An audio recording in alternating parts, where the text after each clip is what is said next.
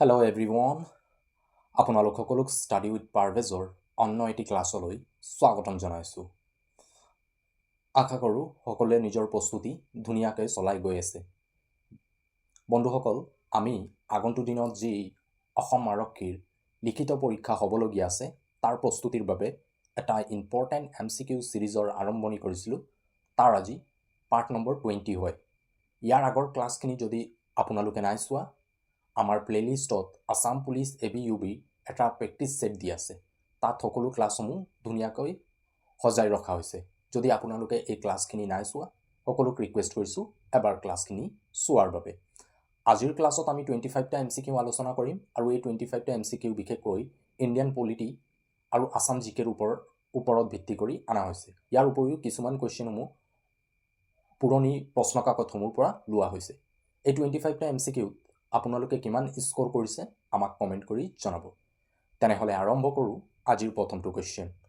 আজিৰ প্ৰথমটো কুৱেশ্যন হ'ল, হিউৱেন চাং কিমান খ্ৰীষ্টাব্দত অসম ভ্ৰমণ কৰিছিল?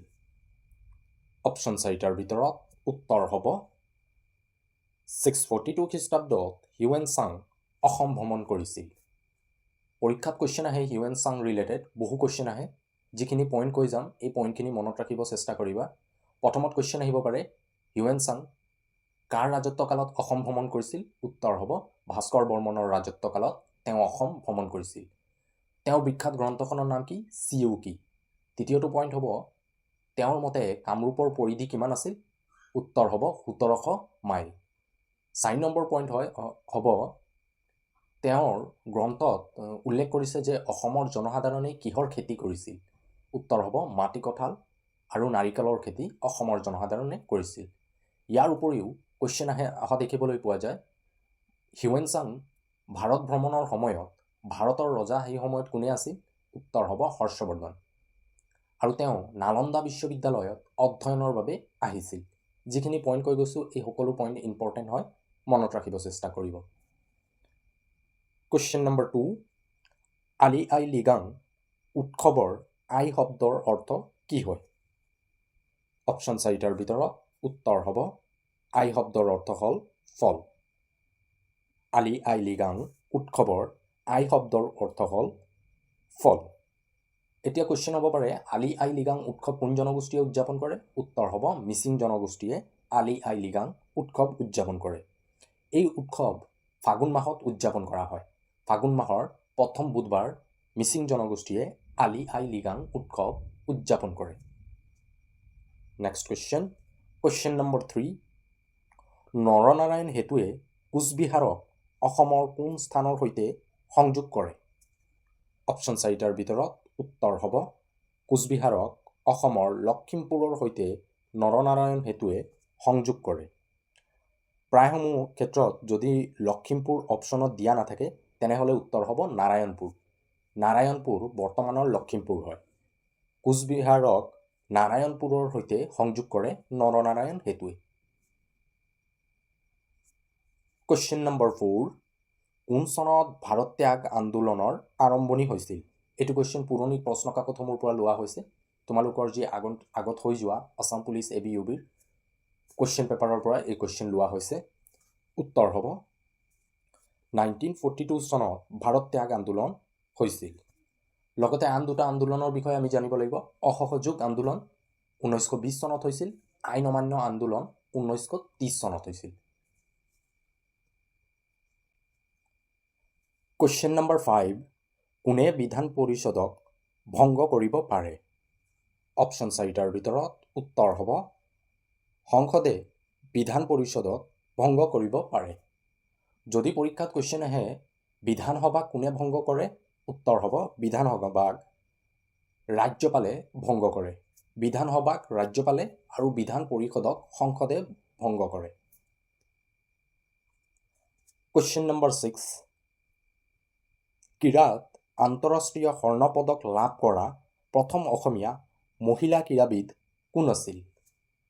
অপশ্যন 4টাৰ ভিতৰত উত্তৰ হ'ব অংকুচিতা বড়ো।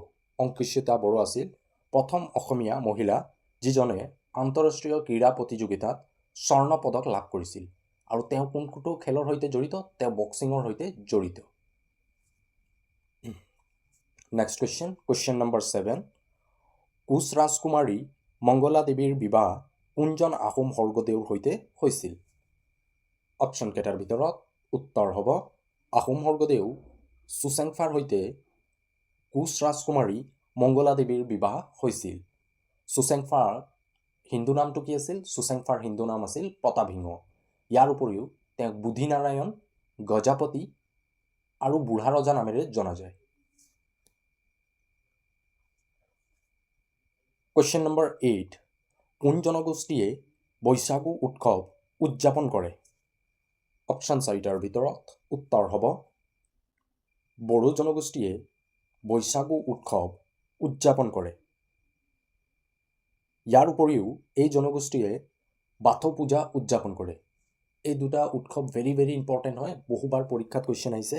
বাথৌ পূজা কোন জনগোষ্ঠীয়ে উদযাপন কৰে, নাইবা বৈশাগু উৎসৱ কোন জনগোষ্ঠীয়ে উদযাপন কৰে। তেওঁলোকৰ প্ৰধান নৃত্য হয় বাগৰুম্বা। পৰীক্ষাত আহিব পাৰে বাগৰুম্বা নৃত্য কোন জনগোষ্ঠীৰ লোকনৃত্য হয়? উত্তৰ হ'ব বড়ো জনগোষ্ঠীৰ লোকনৃত্য হয়। বন্ধুসকল, যদি ক্লাছটো চাই ভাল পোৱা ক্লাছটো লাইক কৰি দিবা। তোমালোকৰ এটা লাইকে আমাক মটিভেট কৰে এনেধৰণৰ ক্লাছসমূহ প্ৰস্তুত কৰাৰ বাবে। তোমালোকে সকলোৱে ক্লাছ চাই যোৱা, কিন্তু ক্লাছটো লাইক নকৰা। যিহেতু তাৰ বাবে সকলোক ৰিকুৱেষ্ট কৰিছোঁ এটা লাইক কৰি দিবা।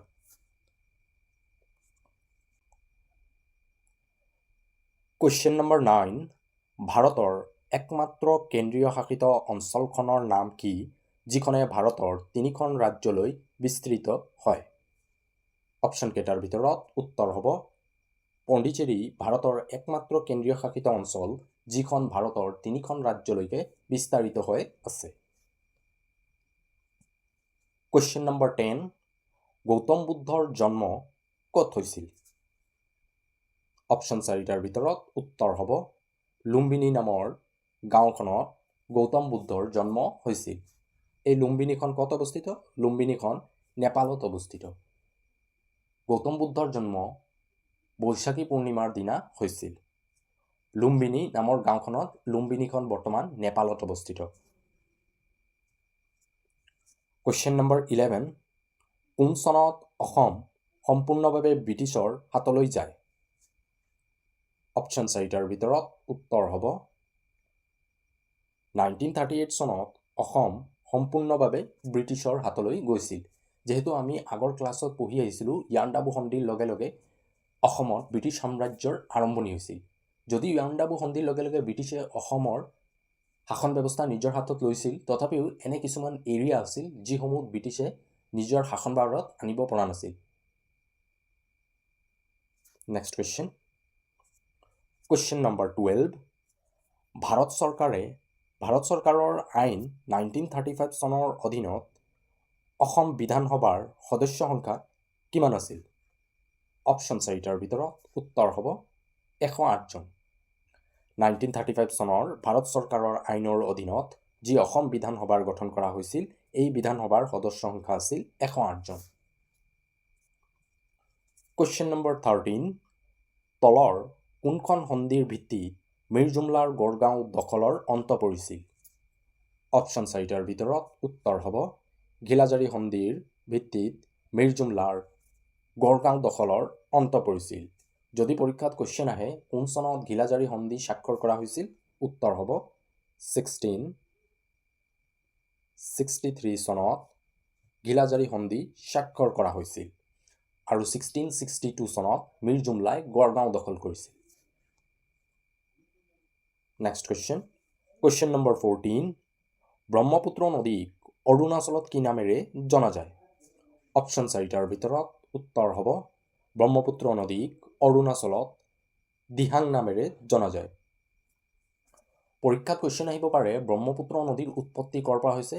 হিমালয়ৰ মানস সৰবৰাহৰ পৰা ব্ৰহ্মপুত্ৰ নদীৰ উৎপত্তি হৈছে।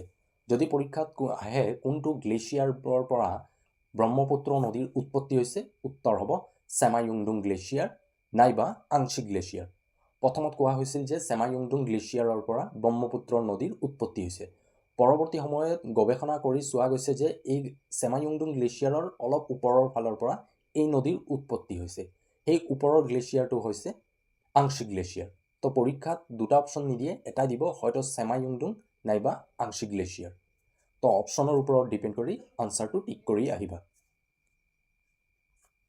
কুৱেশ্যন নম্বৰ 15, এটা চকুৰ সলনি সমগ্ৰ জগতখন অন্ধ কৰি লোৱা এই মন্তব্য কোনে দিছিল? অপশ্যন 4টাৰ ভিতৰত উত্তৰ হ'ব মহাত্মা গান্ধীয়ে এই মন্তব্য দিছিল যে এটা চকুৰ সলনি সমগ্ৰ জগতখন অন্ধ কৰি লোৱা। কুৱেশ্যন নম্বৰ 16, দখনা কোন জনগোষ্ঠীৰ অংগবস্ত্ৰ হয়? ভেৰি ভেৰি ইম্পৰ্টেণ্ট কুৱেশ্যন হয়, বহুবাৰ এইটো কুৱেশ্যন পৰীক্ষাত আহিছে। উত্তৰ হ'ব বড়ো জনগোষ্ঠীৰ অংগবস্ত্ৰ হয় দখনা। বড়ো জনগোষ্ঠীৰ অংগবস্ত্ৰ হয় দখনা। বড়ো জনগোষ্ঠীৰ আন এটা জনপ্ৰিয় অংগবস্ত্ৰ হ'ল আৰণাই। তো পৰীক্ষাত এই দুটা অংগবস্ত্ৰৰ পৰা কুৱেশ্যন আহে, আৰণাই বা দখনা কোন জনগোষ্ঠীৰ অংগবস্ত্ৰ হয়? নেক্সট কুৱেশ্যন, কুৱেশ্যন নম্বৰ 17, আন্তৰ্জাতিক যোগ দিৱস কোন তাৰিখে উদযাপন কৰা হয়? বিগত সময়ছোৱাত এই কুৱেশ্যনটো আহিছে অসম আৰক্ষীৰ পৰীক্ষাত, তাৰ কাৰণে এই কুৱেশ্যনটো আমি লৈ আহিছোঁ। উত্তৰ হ'ব 21 জুন আন্তৰ্জাতিক যোগ দিৱস উদযাপন কৰা হয়। যদি পৰীক্ষাত কুৱেশ্যন আহে বৰ্তমান যি আমি আন্তৰ্জাতিক যোগ দিৱস পাৰ কৰি আহিছোঁ 2024 চনৰ, তাৰ থিমটো কি আছিল? উত্তৰ হ'ব য়োগ ফৰ ছেল্ফ এণ্ড ছ'চাইটি। পুনৰ এবাৰ ৰিপিট কৰিছোঁ, 2024 চনৰ যোগ দিৱসৰ থিমটো আছিল yoga for self and society. Yoga for self and society. বন্ধুসকল, তোমালোকে যদি আমাৰ অসম বুৰঞ্জী ক্লাছ, অসমৰ ভূগোল ক্লাছ, অসমৰ কলা সংস্কৃতি আৰু অসমৰ সাহিত্য, সাহিত্যিক আৰু আলোচনী ৰিলেটেড এই সকলো ক্লাছ যদি নাই চোৱা, আমাৰ প্লেলিষ্টত এই সকলো ক্লাছ ধুনীয়াকৈ ৰখা হৈছে, য'ত আমি MCQ লগতে কনচেপ্টসমূহ আলোচনা কৰিছোঁ। যিসমূহ MCQ আমি আলোচনা কৰিছোঁ, এই MCQসমূহ অসমৰ প্ৰতিটো প্ৰতিযোগিতামূলক পৰীক্ষাৰ বাবে খুবেই জৰুৰী। যদি তোমালোকে নাই চোৱা, সকলোক ৰিকুৱেষ্ট কৰিছোঁ এবাৰ ক্লাছখিনি চোৱাৰ বাবে। কুৱেশ্যন নম্বৰ 18, অসমত কোনে চাহৰ আৱিষ্কাৰ কৰিছিল?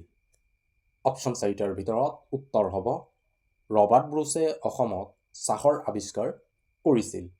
যদি ইয়াৰটো সোধে, ইয়াৰটো হ'ব 1823 চনত ৰবাৰ্ট ব্ৰুছে অসমত চাহৰ আৱিষ্কাৰ কৰিছিল। নেক্সট কুৱেশ্যন, কুৱেশ্যন নম্বৰ 19, অসমৰ প্ৰাগ ঐতিহাসিক ৰজাজনৰ নাম কি আছিল? অপশ্যন 4টাৰ ভিতৰত উত্তৰ হ'ব মহিৰংগ দানৱ আছিল অসমৰ প্ৰাগ ঐতিহাসিক যুগৰ প্ৰথমজন ৰজা আৰু তেওঁ আছিল দানৱ বংশৰ প্ৰতিষ্ঠাতা। যদি পৰীক্ষাত কুৱেশ্যন আহে অসমৰ প্ৰাগ ঐতিহাসিক যুগত শাসন কৰা প্ৰথমটো বংশ কোন আছিল? উত্তৰ হ'ব দানৱ বংশ, আৰু এই দানৱ বংশৰ প্ৰতিষ্ঠা মহিৰংগ দানৱে কৰিছিল। অসমৰ প্ৰাগ ঐতিহাসিক যুগত শাসন কৰা দ্বিতীয়টো বংশ আছিল ভৌম বংশ, আৰু একেবাৰে শেষৰ বংশটো আছিল অসুৰ বংশ।